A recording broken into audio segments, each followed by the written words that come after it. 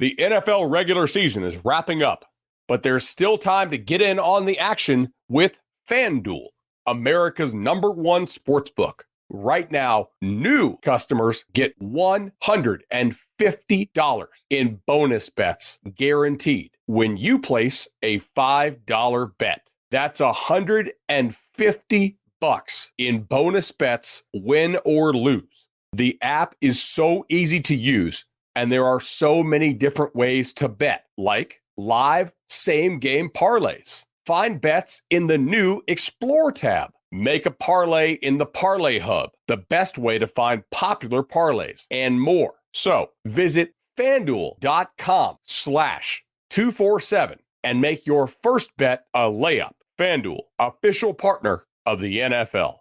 Must be 21 plus and present in Arizona, Colorado, Connecticut, Iowa, Illinois, Indiana, Kansas, Kentucky, Louisiana, permitted parishes only, Massachusetts, Maryland, Michigan, New Jersey, New York, Ohio, Pennsylvania, Tennessee, Virginia, West Virginia, or Wyoming. FanDuel is offering online sports wagering in Kansas under an agreement with Kansas Star Casino, LLC. First online real money wager only. $10 first deposit required. Bonus issued as non-withdrawable bonus bets that expire 7 days after receipt. Restrictions apply. See terms at sportsbook.fanduel.com. Gambling problem? Call 1-800-GAMBLER or visit fanduel.com/RG in Colorado, Iowa, Michigan, New Jersey, Ohio, Pennsylvania, Illinois, Kentucky, Tennessee, and Virginia. Call 1-800-NEXT-STEP or text NEXT-STEP to 53342 in Arizona, 1-888-789-7777, or visit ccpg.org/chat in Connecticut, 1-800-9-WITH-IT in Indiana, 1-800-522-4700, or visit ksgamblinghelp.com in Kansas, 1-877-770-STOP in Louisiana. Visit mdgamblinghelp.org in Maryland. Visit 1-800-GAMBLER.net in West Virginia, or call 1-800-522-4700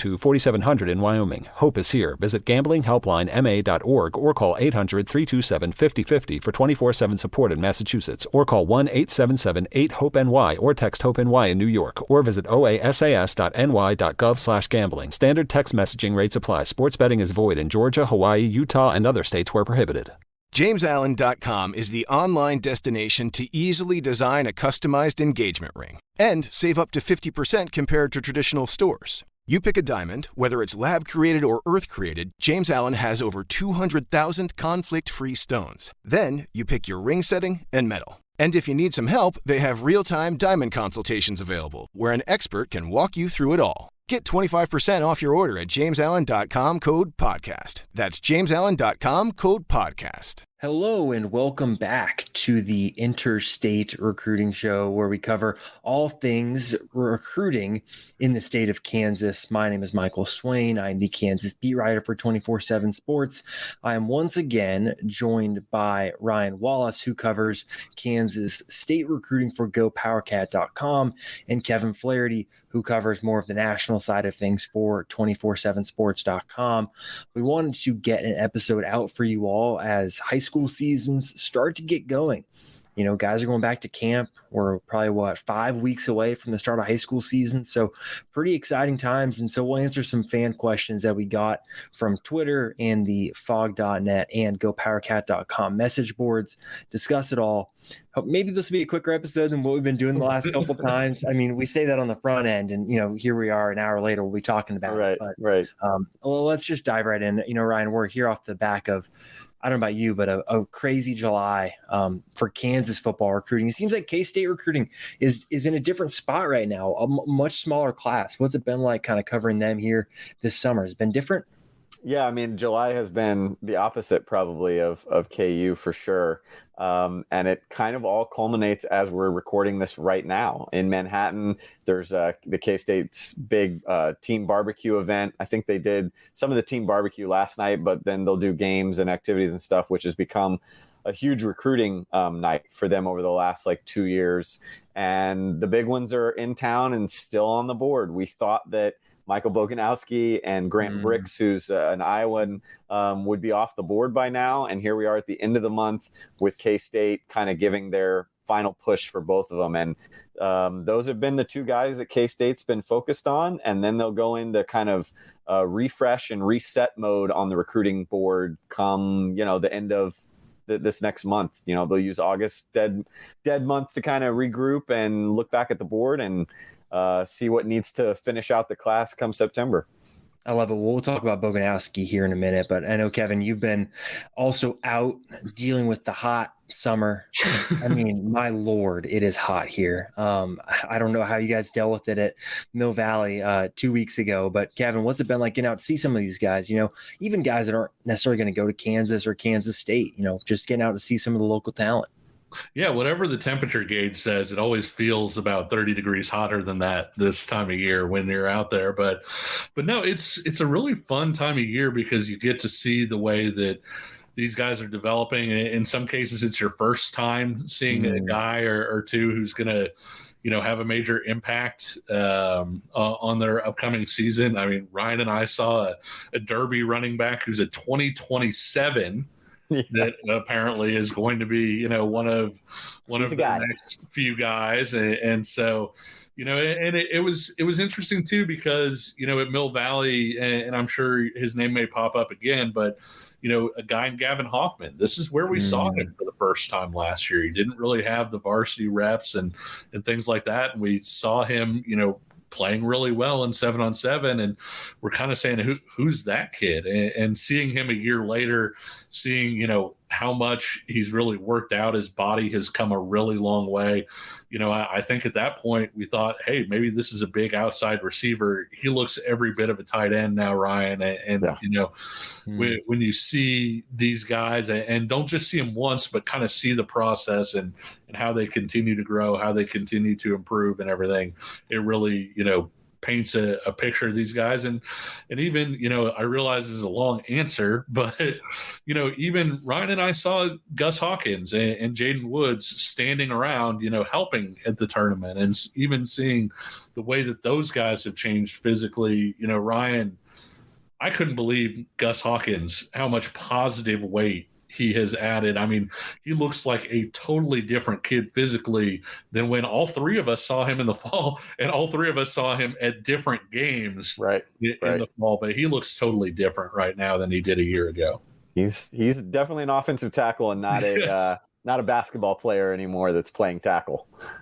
I love it. Well, here, let's dive into some of the in-state recruiting stuff to get off the mark here. So let's start with Michael Boganowski. What we probably have talked about as being probably the top player in Kansas. I think our rankings might say otherwise at the moment, but I think we're all pretty much in consensus that he is the top recruit. From a Kansas perspective, they were slated to have him on campus at the start of the quiet period this week. That visit didn't end up happening. Trying to reschedule now. Kansas is for later in the week to try and get a final say on him. But I believe, Ryan, right? He's at the barbecue, and he's going to go to Oklahoma, I believe, on Friday or Saturday. And then the expectation after that, I believe, is that a decision will come at some point in August before his senior season starts. Ryan, I know you've got a crystal ball pick in for Kansas State to land Boganowski. What are you kind of feeling here as things kind of get down the home stretch here? Do you still feel good about it? Like, talk to us about where you're at with him. Well, I mean, I chuckled just because I'm the only one still. Like, I keep waiting for somebody to get some intel. Yes, for somebody to out get on some, an island. Come on, like sometimes you just got to let them hang, fellas. But no, I mean, I said this on the Go Power Cap message boards. I think it was either earlier this week or a week or two ago. I can't remember, but like my confidence level hasn't changed or hasn't wavered, but it's also not enough to like increase it either. I still feel like K-State is the team to beat. I still feel like I can't move it past, I think what I have now is like a 6 because of the fact that he came out of the official visits and still felt as conflicted apparently as he did.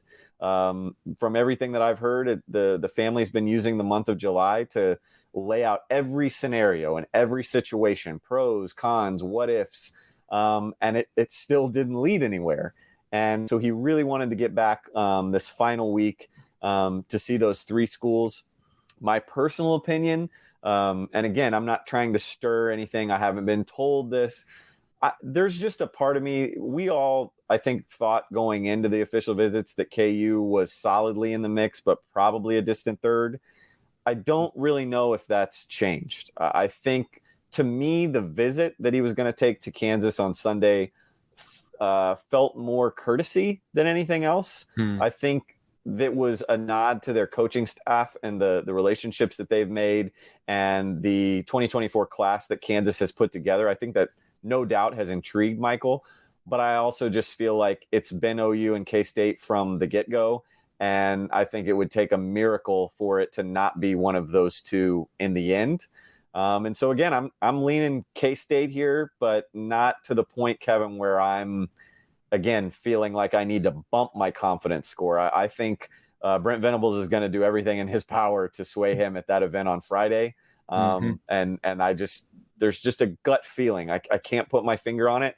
A gut feeling that K-State just has maybe shown him the most sincere interest throughout. Yeah, I think gut feeling, I would probably go K-State if I had to, but I don't have to. So you're still out on that crystal ball island all by yourself.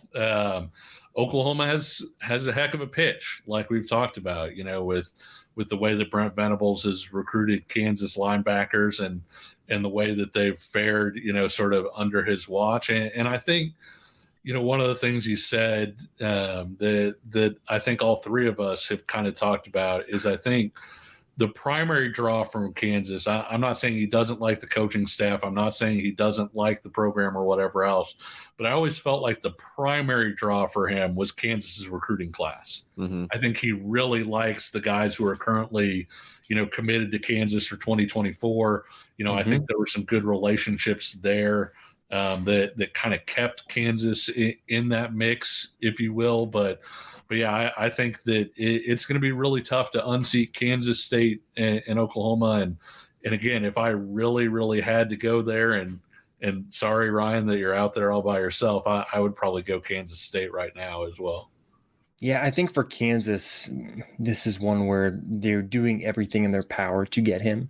And I think Michael is giving them every chance to sway him as well, which I think is why he took the visit or was slated to take the visit and still very well could take it this weekend. And I think that probably speaks to where they're at, where it's not a definitive, hey, yes, I'm going to see Kansas State. Yes, I'm going to see Oklahoma. It's yes, I'm going to see Kansas, but visits like that don't necessarily fall through, if someone's dead set on going to that school. So I think, it's kind of the saying, right? Actions speak louder than words sometimes. And I think that Michael's given Kansas every opportunity. I think KU's recruiting him incredibly hard as well. But it's one of those things where sometimes at the end, you just hold your hands up and say you did what you can.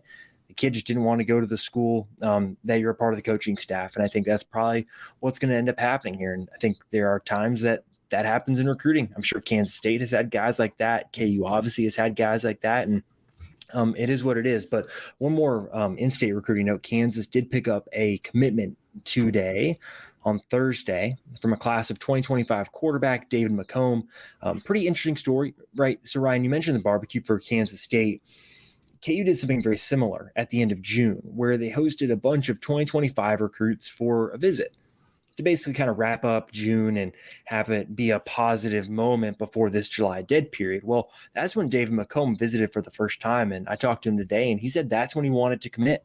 Like he wanted to commit after the first visit. And he ended up talking to the coaches, talking to his parents, and they decided they would come back this week, see it, make sure it felt like home, get mom on board. She wasn't there the first time. And he ended up deciding to commit. And so now Kansas has a quarterback in the class of 2025, the earliest commit for Kansas under Lance Leipold. Pretty big deal considering the fact you think, right, 2024 class didn't get started till November, I believe, when Red Martell committed.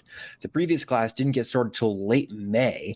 This is really early. Right. And I think quarterback, you guys would agree, right? Quarterback is the most important position to have in your class early. It's an easy position for other kids to go look on 24/7 Sports, the commit list. You see quarterback, and that's a pretty good sign early on. So I think it's a pretty big commitment. Kevin, you and I were talking earlier about his skill set. What do you think of David McComb and what KU's getting?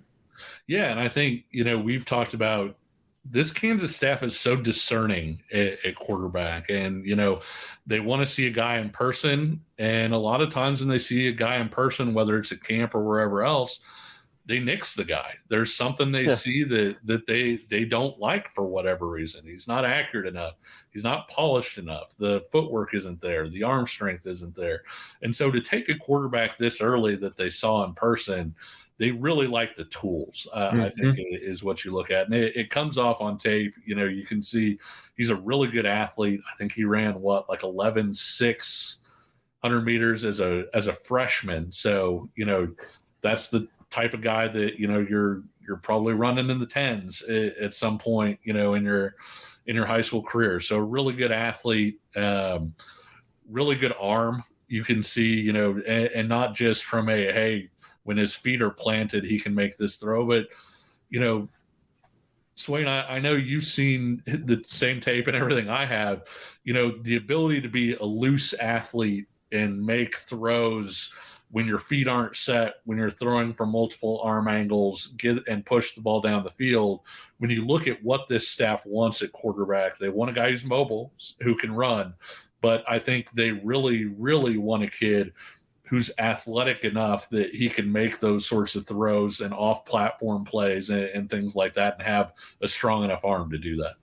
Yeah, I don't know.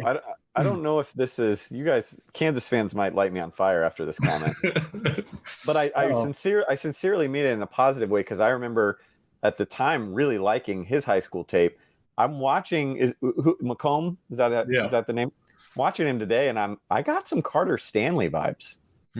He's got a lot stronger arm. He's got a lot stronger arm than Carter. I think it was just kind of the evasiveness and the ability to kind of improvise a little bit out of the pocket. I don't know. Like I said, I like Carter Stanley's tape out of high school, and when I flipped this tape on today, I was like, I get some Carter Stanley vibes.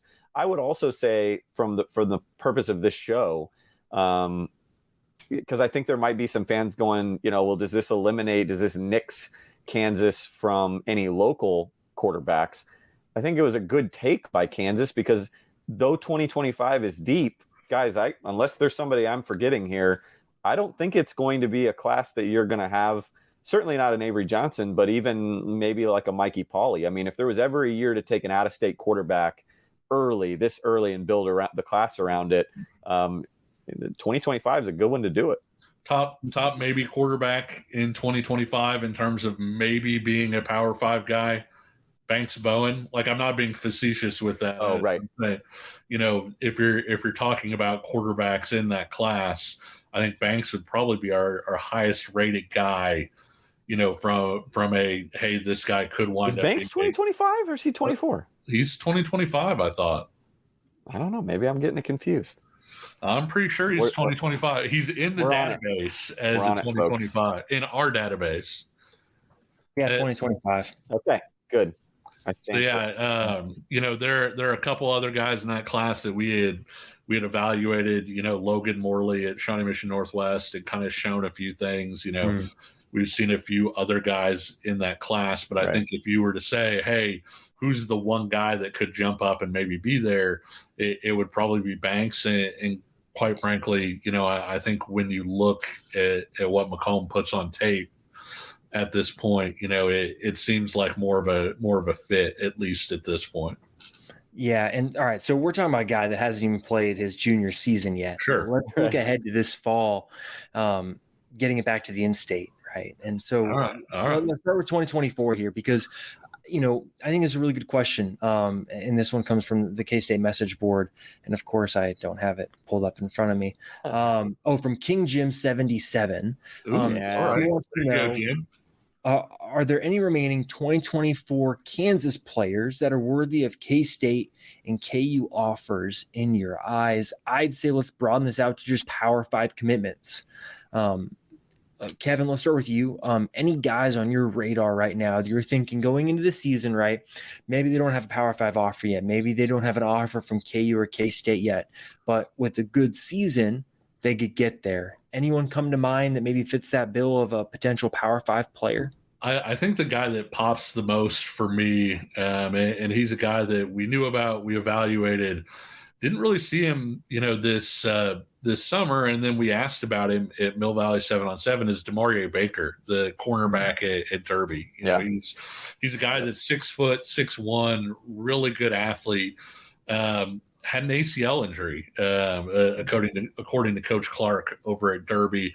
Coach Clark did say he'll be back for the season, but when you look at that kid, you look at the type of athlete that he is. He's somebody that really would have benefited from the summer camp circuit because he would have shown up. He's very physically impressive. You guys like have seen him in person. I think he's 6'1", long guy. And so if he would have gone to a KU or a K-State camp, run 4.5 or whatever at that size, you would have seen recruiting attention explode for him. And we had a chance to see him in 7-on-7 last year. We saw him in Derby Mays. In Derby Mays, they moved him over and had him play cornerback. And Ryan, that was really, we had heard talk about him being a high-level guy before that, but I thought watching him in that game against Mays' wide receivers, and remember, Justin Stevens is going to Butler, Bryce Cahoon, Syracuse. Bryson Hayes has all these Power 5 offers already as a 2025. So these were legit guys, and he played a really good game. And that was, to me, when it really stood out, like, hey, this does look like a Big 12 caliber guy, even if the offers aren't there right now. Yeah, I felt like we were kind of pulling off of him at that time. Yeah. Like maybe we misevaluated something here. They had him at safety. It wasn't translating to what we kept hearing out of Derby. And then kudos to Coach Clark and that staff, because man, they moved him to corner, and you went, okay, there still might be something there. So that's a really good pull from you, Kevin. I think there's a couple other DBs that came to my mind. Were Adrian Seals at Eudora, Trey Thomas at Blue Valley Southwest. But again, Martell Buchanan at Blue Valley. But guys, I don't think they're Power 5 offer guys. I think those are all going to be guys that KU and K-State will fight tooth and nail for from a preferred walk-on standpoint. I don't know if they're scholarship worthy guys. I could stand corrected later this fall. But the two guys that came to my mind and it would be late offer, because I think right now they're still probably PWOs, but they could have strong senior years, and maybe there's some transfer portal exits or something like that along the offensive line at KU and K-State, where you might relook at these guys come January if they're still there. And I'm thinking of Braden Hales at Olathe North, Jeremy Schleicher at Bishop Miege. I'm very high on both those guys. I've been a Schleicher guy from day one. All that's missing there, I think, is some weight. And I think with the season that I expect he and Bishop Miege to have, Michael, I think I could see Jeremy Schleicher creeping up some boards.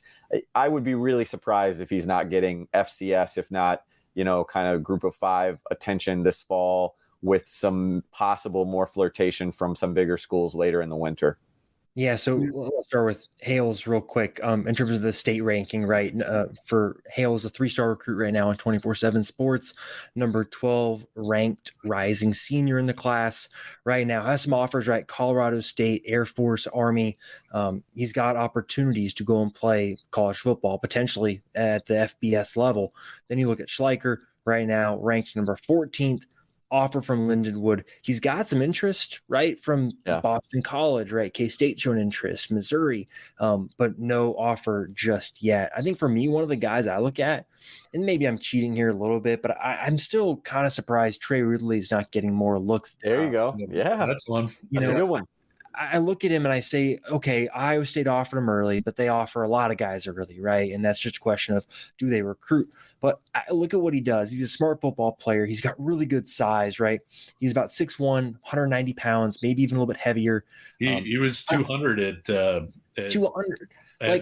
Yeah. You're telling me someone can't look at him as like a weak side linebacker?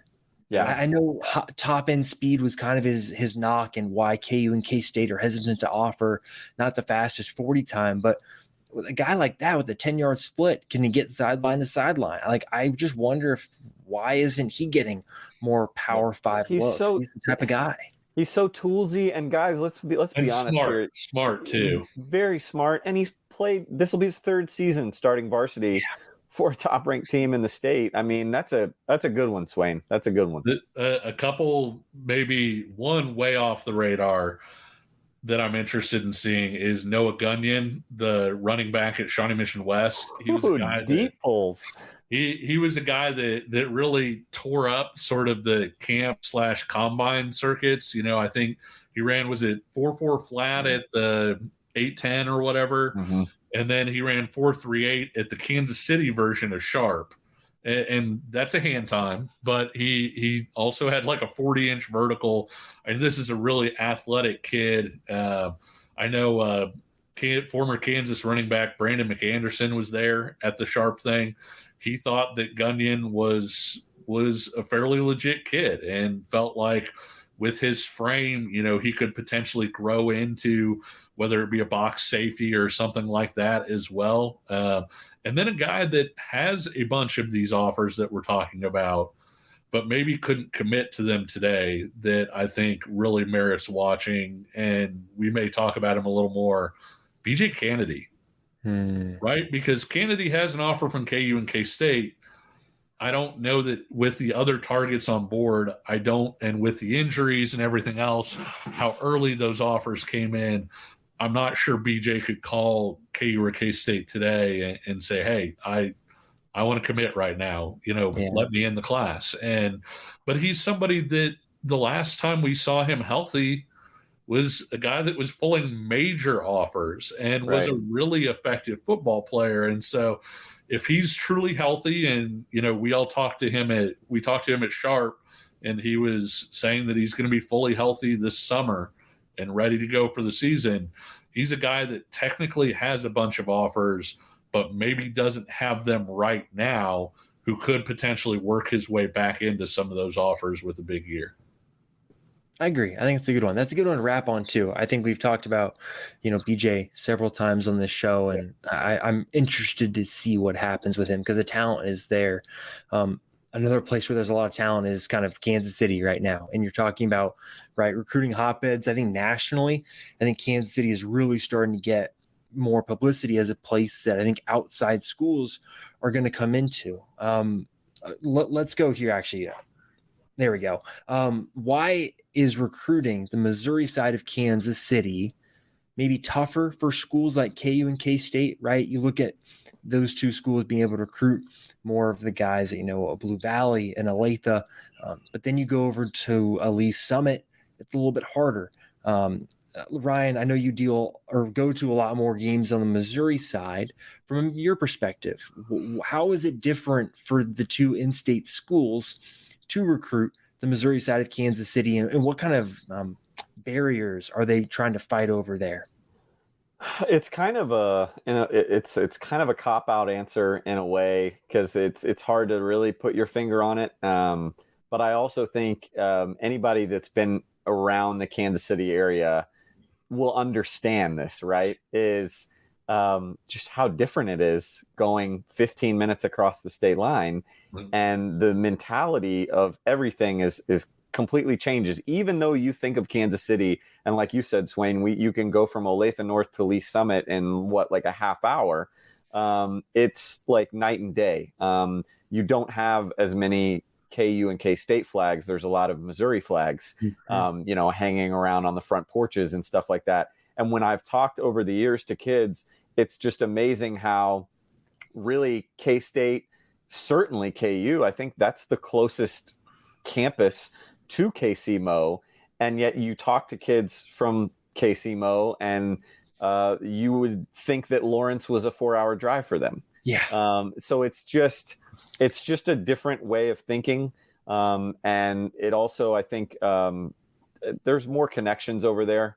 I think the coaching pool and the community probably just naturally stretches a little bit further, because I think, Kevin, as I take it over to you, I think KC-Mo has just been a little bit more entrenched in the recruiting game for more years. I think just in the times that I've covered the Sunflower State, we've only, now started to see it blossom. But, you go back to, I think of like Josh Freeman in 2006, sure. KC-Mo was well established by that time. Whereas, to a lot of folks, the Kansas side is just now kind of starting to shoot off some fireworks, whereas the Missouri side said, yeah, we've been here for a minute. So those are the two things that I think jump to mind. Is there's more competition there from a recruiting standpoint, and again, just a different. It's weird to say, but a different mentality, Kevin. Mm-hmm. It is, and Kansas has seemingly always struggled to break through that state line. You know, when you look at where Kansas and Missouri separate, for whatever reason, most of the guys that Kansas has gotten from the Missouri side of Kansas City, they've been more sleeper type guys, right? They haven't been. It's not like Kansas has been in major play for a Williams Waneri type of guy, you know, that is going to be recruited by everybody in the country. And I think too, you have that, and then you actually have the real, distance between Kansas State and that area too. And so if they aren't looking at Kansas as an option, even with Kansas State's success level and everything, it's not seen, it's somewhat equidistant, probably to Columbia as it is to K-State. And that area trends a lot more Missouri than it does K-State.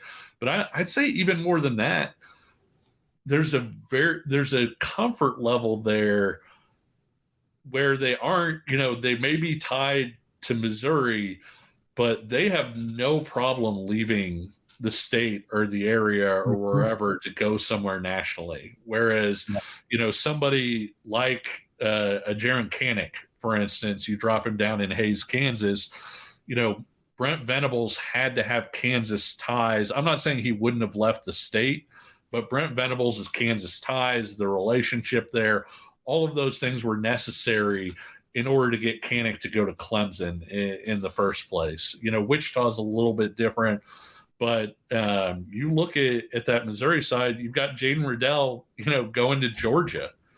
You've got, the guys from the Lincoln prep class, that were headed all over the place. What was it? Toby went to Auburn, and, you had Jermaine went to Arkansas, Howard Brown, Iowa State. Yeah. And so they're not necessarily tied down in that way. I know I'm forgetting somebody, and I know, Keaston Terry was a really good player. Darian Miller was a really good player, but, maybe after that Turner Gill, start where Kansas was recruiting really, really well, I feel like before that and after that, Kansas has really struggled to get on good footing for the best players coming out of Kansas City, Missouri. Let me also throw this out, Swain, too, is that I know from K-State's standpoint, the KC-Mo side, just as it is on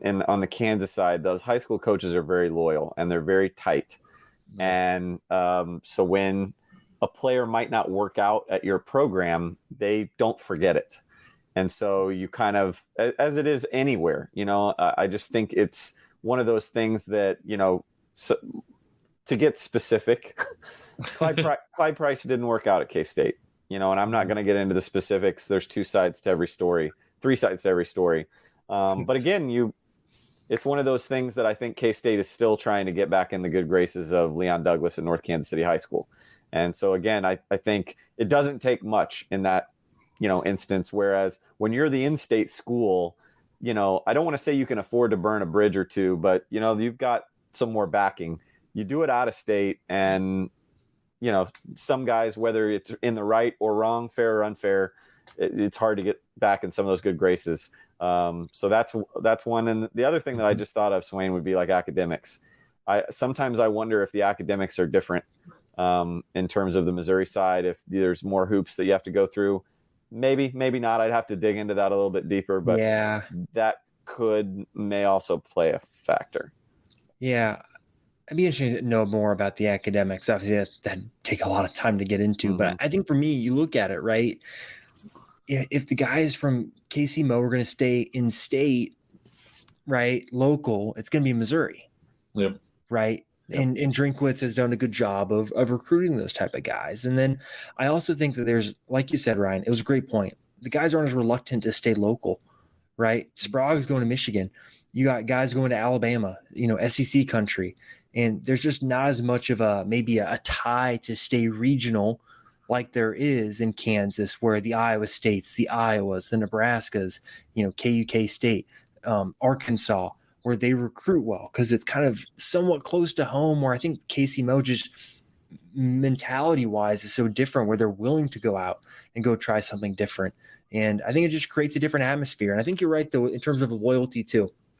It takes a long time to build that. I think for KU, it's about trying to show, because for how long has it been that, the Kansas staffs of past have just not really recruited Kansas City, Missouri. And so for guys that are head coaches there, why would you send a kid to KU if the staff isn't recruiting the area? And I think that's something that Lance Leipold and these coaches have tried to do, where they've got weeks in kind of that evaluation on the road contact recruiting period where they send everyone out. Like, coaches have specific kind of areas in Kansas City, Missouri, Kansas City, Kansas, that they go and recruit to go try and build that relationship, so the kids get used to seeing the Jayhawk logo walking around. And I'm sure K-State does the same things. And so it's just about building that kind of association of being local that probably takes a lot more time. And I think Missouri's probably just done a better job of that, period. So I look at it overall, and I think, it's tough to get in there. And I just think mentality-wise, it's so different. And not to mention, Oklahoma does a great job of recruiting the area, right? Like, we just saw Kamori Moore commit to the Sooners, right, from, I believe, Lee Summit North. Yeah. And, like, there could be more guys from that high school that go to Oklahoma this cycle. It's just how it works. Yeah. Like, Oklahoma is an example of a school that does a great job, right, of recruiting the area and doing that, where they get into Casey Mo. They get to the high schools that produce talent year in, year out, and then they just recruit them. And then you're able to get a kid really, really early who's going to get more Power 5 offers. So, those are kind of my thoughts on KC Mo. Either of you have anything else before we move on? No, not really. Cool. I lied. Uh-oh. Well, and no, it's not a big tangent. I just thought that was a great point from Swain, because sometimes it really just KU or K-State might just need to get one and kind of create that domino, because the success story. The one year that I do remember K-State just having a field day, and on the Missouri side, was the Dalvin Warmack, Elijah Lee, Caleb Pruitt. Sometimes you just need one. And so I think that's a good point that Swain made, is, if KU and K-State can get that one and kind of start that effect, it can happen. It can happen on that side of the state. Yeah. Well, and hey, we talk about relationships, right? And I think so much of that is coach driven. I think this is a great question, because for me, it seems like year in and year out, there are different schools that dip into Kansas City and Kansas, whether it be Wichita, kind of Lawrence, Manhattan, Topeka, all these places with relationships. So I thought it was a great question. What other programs that have Kansas natives on their staff will continue to show Kansas and Kansas City attention? Are there new ones we should be wary of? I'll start off, because this one makes me start to feel older, and that's saying something. I'm 25 and I'm feeling old now. But Joe Deneen at Purdue, being an on-field coach, going and recruiting the Kansas high schools. Like, I covered Joe when he was in college, and he's now one of these guys that's out here building relationships. And I remember there was a stretch there in probably February or March when I feel like Joe went in and offered every single one of the top in-state players in Kansas. And I think Purdue's going to be one of those schools now with him on staff. They're going to come in and try and recruit, because they know that there are talented players here. And Ryan, you mentioned academics.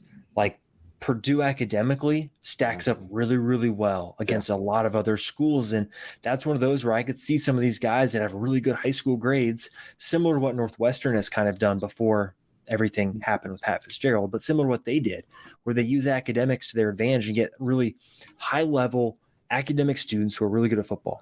And I think you could see something like that with Purdue and Joe Deneen. Let's go to you, Ryan, then. I mean, any guys that come to your mind that are going to be coming back?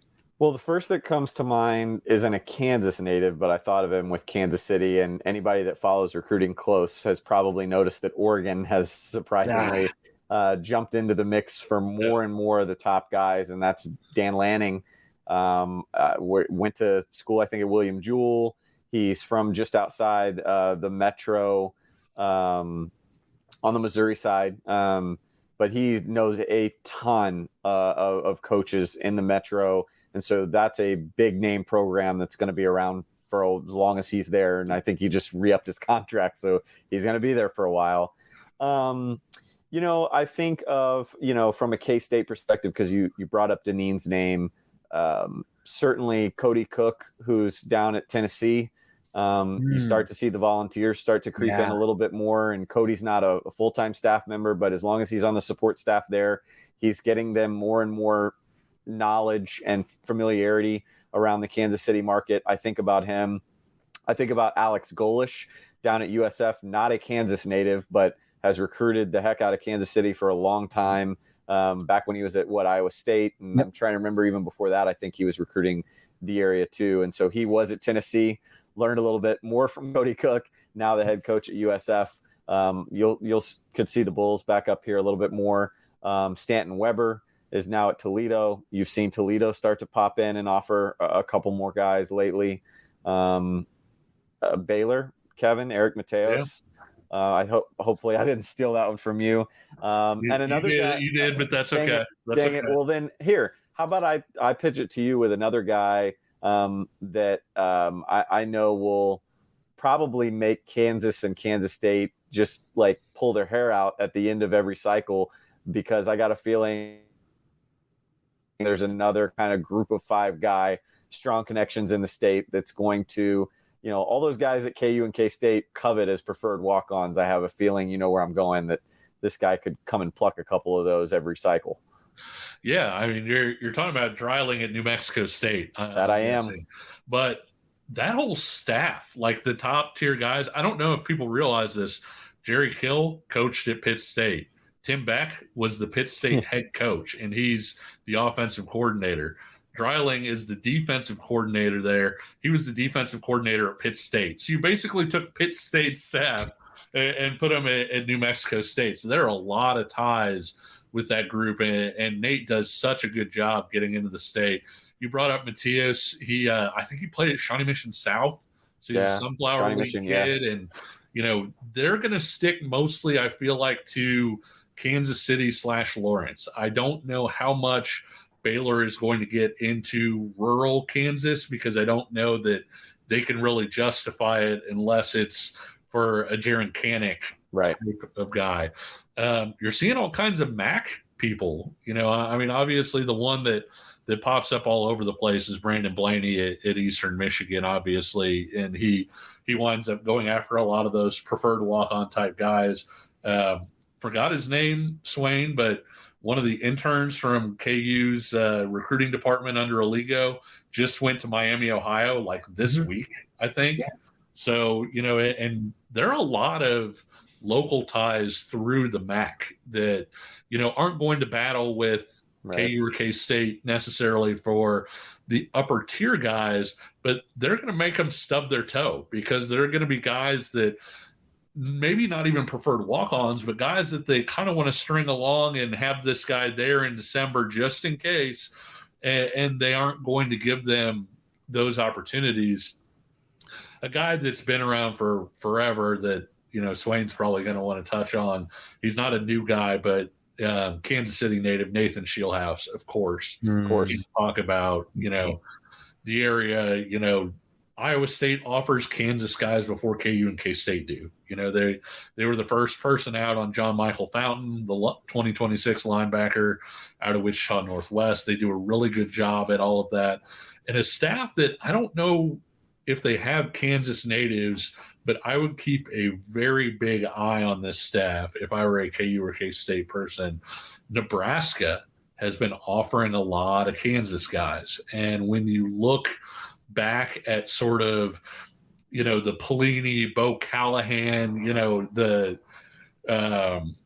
not Bo Callahan. Bo Callahan's from draft day. Bill Callahan? Yeah. But when you look back at those eras, Nebraska was a major player in Kansas and in Kansas City. And they could come in and they could do battle with national people for guys like William Swaneri and guys like that on the Missouri side, but they could also come in and swing for the top guys on the Kansas side. And I think when you look at that staff, it's a pretty young, energetic staff. even though they don't seem to have the ties, that hasn't stopped them from offering guys like Bryson Hayes or coming forward on different people like that. And so that's a staff that I would absolutely keep an eye on if you're looking at new staffs that are potentially going to get in and be a headache for KU and K-State. If Matt Rule gets that thing turned, and I'm not even saying like Nebraska of old, I'm saying if he even gets Nebraska to where it's going to bowl games again, I think Nebraska is going to be very dangerous, locally. Yeah, I got one more. Kevin Kane to Illinois. Sure. I don't do a ton in Kansas City, or at least not as much as I would have thought. But he's one as well that at Illinois with Brett Bielema. No, I think they're going to continue to kind of keep an eye on the area. Not a ton of offers that I can at least think of off the top of my head, but I have a feeling they'll continue to look at the area and offer kids. Any others before we move on to a hot topic? No. Let's get it heated up. I could name before I quote other bad football movies. Yeah, I could name more coaches, but some of them, like you were saying, Swain, they just don't. For having ties to the area, you don't see them offer nearly as much as you would expect. There are all kinds of Mangino era KU guys who are in coaching that just do not recruit the state of Kansas. That are just they're spread all over the country, and for whatever reason, this just isn't an area that they recruit despite the ties or whatever. So, I like this question from Third Gen Wildcat, and I think NIL gets talked about a lot nowadays in recruiting. It's probably, honestly, it might be the most talked about subject that's not actually like football related. Yeah. Right. And it's a good question, right? In very practical terms, how is NIL impacting recruiting? Is it impacting certain positions more than others? And at what level is it impacting things? Either you want to start first? I can go first. I'll hop in real quick. Yeah, go, Kevin. Lane Kiffin at SEC Media Days kind of took a lot of heat because he said the current situation is a disaster. And a lot of people said, oh, you took 8 billion transfers. You took like 5 transfer quarterbacks. You're such a hypocrite. But I think if you go back and actually read his comments, one of the things that he had expressed an issue with was people using NIL specifically for recruiting and talking about how that wasn't how he felt it was meant to be used. It wasn't a kid making money off their name, image, and likeness. This wasn't Jared Casey getting an Applebee's commercial after beating Texas or somebody, going and representing Taco Lucha while they play for the K-State team or whatever. It was more people saying NIL and then paying a high school kid a certain sum of money to come play for their school. And that I get that concern. I get that that's a very real thing. And it's something that on the basketball side too, you hear a lot of staffs have an issue with that. And so I think that's how it's impacting recruiting. There are some kids, especially I feel like more on the basketball side, where you hear basically they're going to the highest bidder. It's not, they're going to this school for academics, they're going to be developed, they're going whatever. It's going to say, hey, this kid is right now, this is his dollar figure. If somebody goes above that, then he's going to go there. And so it does impact that. The other thing that I'll say from kind of a joking standpoint, but I know both of you have heard this sort of stuff, NIL has become the punchline for just about any coach who loses a kid to be able to go to either his fan base or the media and say, we really could have had, Bobby Joe Smith playing safety for us, but insert rival school X where he's going, gave him $35,000 a year in NIL money. And so it's become the most common excuse, I feel like, for not getting a kid as well. Yeah, it's no longer we dropped him or, you know what I mean? Like we lost interest or the offer was not committable. Yeah. It's the NIL money. Yeah. And so that's the thing. But yeah, I don't know that it's impacting the other part of it. I don't know that it's impacting certain positions more than others. I mean, you hear about it being fairly spread out. Obviously, the crazy dollar amounts you hear about with quarterbacks. But at the same time, the problem with NIL is those are the crazy amounts we hear. We don't really know. I feel like nobody really knows what these guys are actually going to make coming in. You hear, oh gosh, this quarterback, he's getting $5 million to go to this school. Right. I think the reality is probably quite a bit different than, sort of the Paul Bunyan-esque tales that we get at certain. As Jaden Rashada found out. Yes. Yeah. Exactly.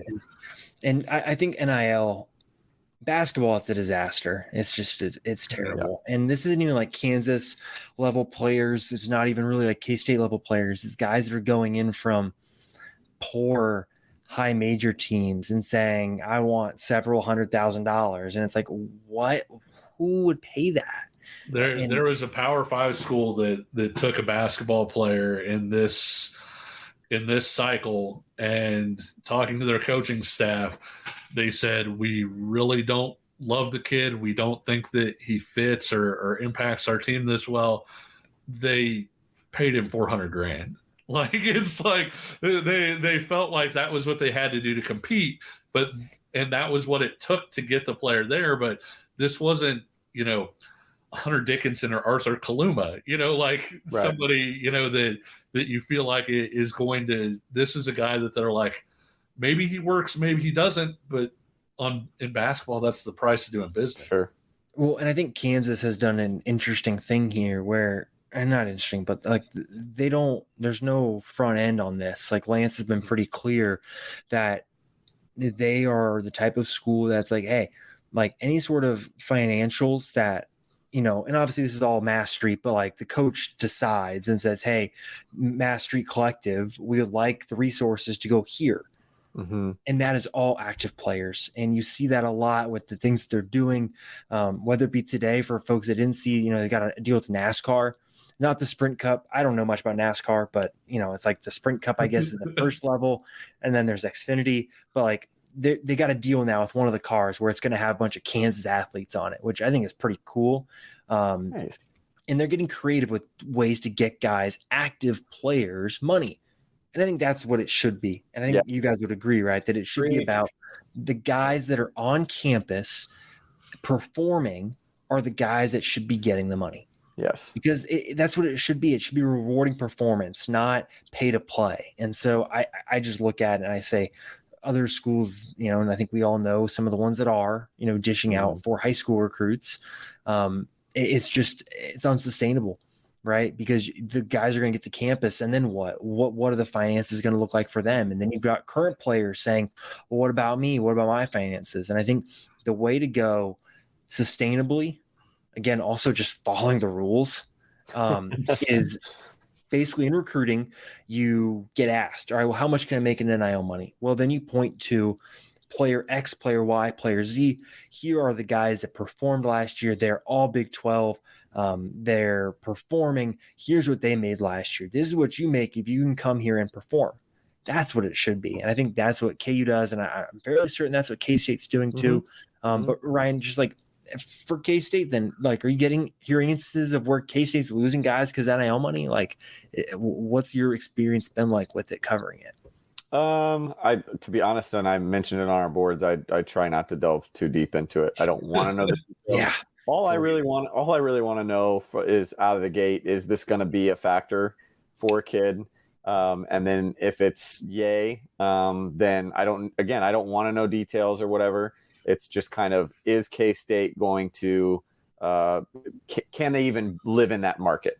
You know what I mean? That's all I need to know. I don't want to know what they offered, if they offered, what so-and-so offered. And I just don't want to know, because to me, NIL was what Swain said. It was meant to help and benefit the guys that are on campus, and not as a way to get players on your campus. So I try not to know. I try to know very little about it. The one thing that I did think about, though, when it talks about impacting recruiting, and I just thought of it because we've been talking about KCMO and the Missouri side more, is where KU and K-State, and I know that obviously the long-term goal is to have some sort of universal NIL rules or guardrails, right? But in the immediate, as long as we're still playing Wild Wild West, and you've got a state like Missouri that's going to pass this deal where if you are committed, what is it? If you're committed to Missouri, that you can get paid NIL money in high school. It's almost like an incentive to keep those kids in state going to Missouri. That is a nightmare scenario for, not only do they have the SEC flag that obviously they can wave, but now you've got Lance Leipold and Chris Kleiman that, and I hope this doesn't happen, but it happens in today's day and age where you might have a kid that's on the Kansas side that's like, well, shoot, I could transfer to Liberty North. And I'm technically a Missourian now. And if I commit to Missouri, I get money in my pocket as a 17 or 18-year-old. So that's where it could impact recruiting. And hopefully, again, they pass some sort of legislature or whatever that can, again, put some sort of guardrails and put a universal context on it all. But overall, the way I would finish this is I don't think KU and K-State are recruiting the type of guys where it's really impacting. I think both Lance Leipold and Chris Kleiman are cut from the cloth of, we're going to pitch our school our way. We want you to fall in love with the school. And if we have to go to battle for you from a financial standpoint, we might have some guys that are going to do that and handle that for us. But when we start, really, if it comes down to pinching pennies, you're not the type of guy we want in our program, period. Well, and that's not sustainable either, right? If you're picking a school because money, like what happens when the next school comes in offers? Think about that from like as a coach of at a school, right? You're going to go pay to get a guy. And if that's what it takes to get the guy, is he going to stick? Right. Especially now with the free transfer, right? It's just not sustainable. And so I think long-term in college football, for the programs like KU and K-State, who aren't the Alabamas, the Georgias, that can just churn, right? It doesn't even matter who is, it's all blue chip guys, right? It's a lot different for KU and K-State where developmental programs, right, get guys in as freshmen, they redshirt, they develop over the course of 4 to 5 years. And so I think that's the long-term way it's got to go. And I just think that NIL, it's got a lot of things that need to be worked through, but I think that's we can do a whole different hour-long podcast, and we've already been going for nearly an hour. So let's just skip ahead here to a last question, because obviously I think this might end up being the last one we do before at least September 1st when the contact period begins. But let's go here. What high school games are we most looking forward to this fall? We were discussing before, I think Ryan's going to run through them, and then we can talk about a couple of them after. So Ryan, without further ado, name off some of the games you're looking forward to the most. Well, so this question came at a good time because believe it or not, I'm already starting to plan out that schedule and be selective of, where I'm going each week. It's not just a wake up on a Thursday or, Thursday night or, I guess go to bed Thursday night, wake up on a Friday morning and, point to the map and figure out where you're going. There's some planning that gets involved, but of the ones that I found so far, the schedules that I've been able to find, a couple games that have stood out to me, and I'm going to omit the one that you guys both agree on. We all agree on, so I won't take that one. But so September 1st, right out of the gate, I think there's two really good ones. Derby is at Manhattan. Obviously, there's kind of a revenge factor there. I think Derby's poised for a bounce back season. Let's see kind of what Manhattan does as the defending champs. Good clash of programs there. Also September 1st in Wichita, Bishop Carroll at Wichita Northwest. I think Kevin and I have heard some things about the Grizzlies, know something about the Grizzlies. They're going to be darn good. And Carroll's got several guys too. They're always well coached. So that's a game that I have down. September 22nd, Gardner Edgerton is at Mill Valley. Yeah. There aren't many teams, if any, let's be honest, in 5A, let alone the Sunflower League, that are going to give Mill Valley a run. But you talk to the Jaguars, that's the one that I think they kind of have circled other than Olathe North. Gardner's physical. They're big. Played in the state championship game a year ago, lost to Manhattan. But I think that might be, the test for Mill Valley. Rockhurst is at Aquinas. Good battle there from a standpoint of what Rockhurst has coming back, what Aquinas has on the D-line. And then one more that I'll throw out there is October 20th, Blue Valley Northwest at Miege. I think that's kind of maybe a game that's being overlooked from the standpoint of recruiting. Just maybe Miege doesn't have the guys that they typically have from maybe a national standpoint or regional standpoint that Blue Valley Northwest does. Bishop Miege got some guys. Yeah. That's going to be a game.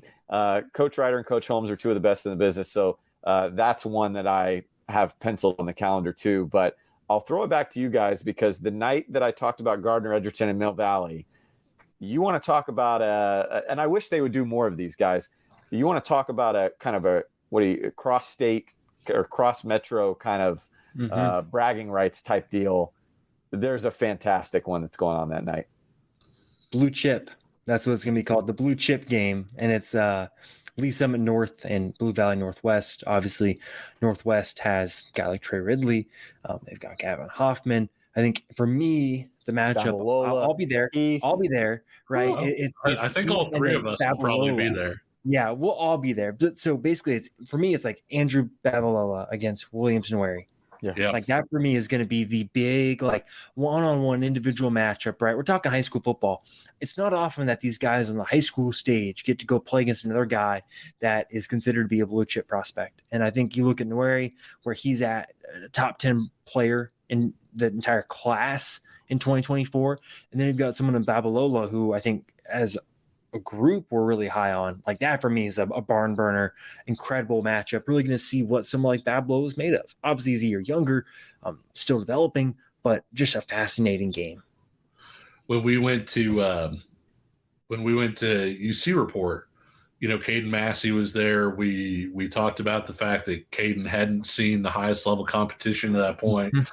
And he didn't wind up going up against Williams Waneri, but he went up against some really good guys and guys with big time offers and things like that. I've said this before. I thought Caden was going to have a rough day, and he responded really well. He had a rough first rep, and after that kind of gave as good as he got. I'm interested to see that with Babalola, right? Because physically the tools are there. He is a great athlete for the frame that he has. He's got the big hands, the length, the height, the way that he moves. All of those things are there. The question now is going to be, you're going against Williams Waneri. You're going to lose some reps to that guy. You may lose most of your reps to that guy because he's such a ridiculous player. How does Babalola respond? Does he start to give as good as he gets, or is it the sort of thing where we start to see, potentially some chinks in the armor type of deal with Babalola? Because I realize that rankings, everybody says, oh, you just rank this guy high because he's big and fast. But especially for local guys, I feel like Ryan and I try to look at a kid's mentality quite a bit as well. Yep. And because if a guy has the highest ceiling in the world, but you can tell that he's not going to reach it because, for one reason or another, whether that's work ethic, whether that's, something else intangible, then what does it matter that his ceiling is the highest ceiling in the world? And so we like Andrew a lot as a kid. Great kid, smart kid, all of those things. And quite frankly, it feels like I've been talking about this negatively as far as Babalola. If Babalola holds his own in that game, then he does not have, I'm not putting a cap on his ceiling at that point. And I think all three of us probably, if you took a real quick straw vote, would probably say Jaden Woods is the number one kid in the state in 2025. Yes. If Babalola goes into that game, holds his own against Waneri, I think that's where I would start to be comfortable, sort of saying, okay, maybe Babalola is at that level or even slightly above what Jaden Woods can do, but not until that point for me. That game is so good. I mean, I just pulled up Lee Summit and North Huddle because I knew that there were guys that I wasn't thinking of. But I mean, you talked about that matchup, Kamari Moore, who you mentioned earlier, Swain against Brock Heath on the inside. Isaiah Mosey, I would imagine will go up against. I would imagine they'll shadow him over the top with a guy like Ridley. Blue Valley Northwest has some other kind of younger up and coming guys that play skill positions, some receivers and some DBs that can match up there. Elijah Leonard is a quarterback at Lee Summit North that I think the world of him. Split time and snaps last season, but when he was on the field, he's a difference maker, like 6'4", 6'5" kid that can move the chains both ways on the ground and through the air. And then Kevin and I saw Blue Valley Northwest in 7-on-7, and they've probably got some guys that we don't even really know yet that were burning. And granted, it's hot. Mill Valley had just come off a scrimmage day the day before, but they blistered Mill Valley in the 7-on-7 game. So, I mean, that's one at the Schweitzer DAC that'll be you need to get out there. That's one. What did I say? September 22nd. Yeah. That's one that you need to probably be at. It's at Blue Valley Northwest. Chase Pearsall. There's another one that I missed. Yeah, linebacker. Power 5 linebacker for Lee Summit North. Just a ton of talent all over the place. And this was a hell of a game last year too. I mean, Grant Stubblefield kept them in the game. I'll add one more thing here, Swain. This is a good nugget. If you stuck with us for 1 hour and 2 minutes, you deserve this nugget. Yes. So I was at a basketball game last winter filming Jordan Allen when he was I think he had committed already to Kansas State, signed, obviously. Yes, he had committed and signed already, but went to get some video of him and an interview because Oklahoma was picking up their steam on him. But anyway, happened to be playing Lee Summit North at the Blue Valley Shootout. And so Jamar Mosey, who was there supporting Lee Summit North, I sat next to him and we shot it for the whole game, just about everything.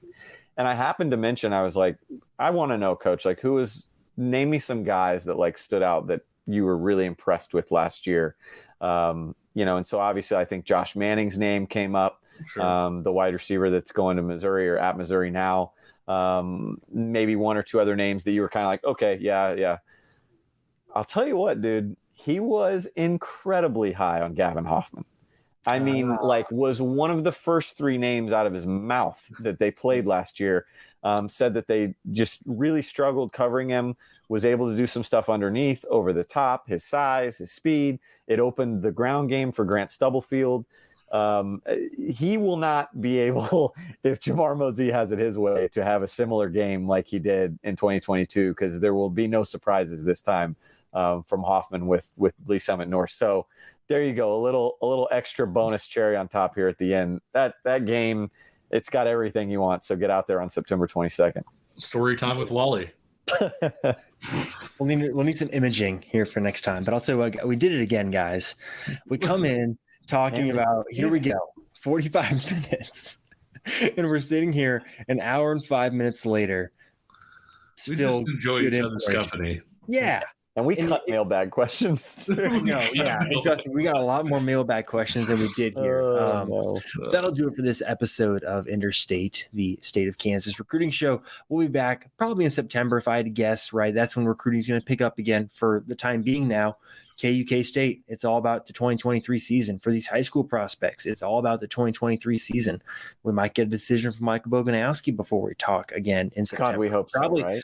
For Ryan's sake, I hope we get a decision, because it seems like it's weighing on him heavy. But for Kevin Flaherty and Ryan Wallace, I'm Michael Swain. Thank you as always for listening to the podcast. We'll talk to you all again. With Blue Link Plus, you can access your Hyundai Tucson Limited remotely. Doors unlocked, temperature set, lost car found. There it is. Get complimentary class-leading Blue Link Plus. Call 562-314-4603 for complete details.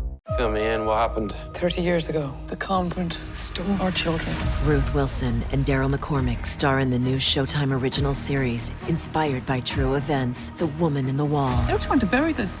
All of it. The whole world looks at some people, but others just disappeared. Girls were locked up and children were stolen. And you're trying to tell me no one knew anything about it? I'm just trying to find my child! The Woman in the Wall, now streaming on Paramount Plus, only with the Paramount Plus with Showtime plan.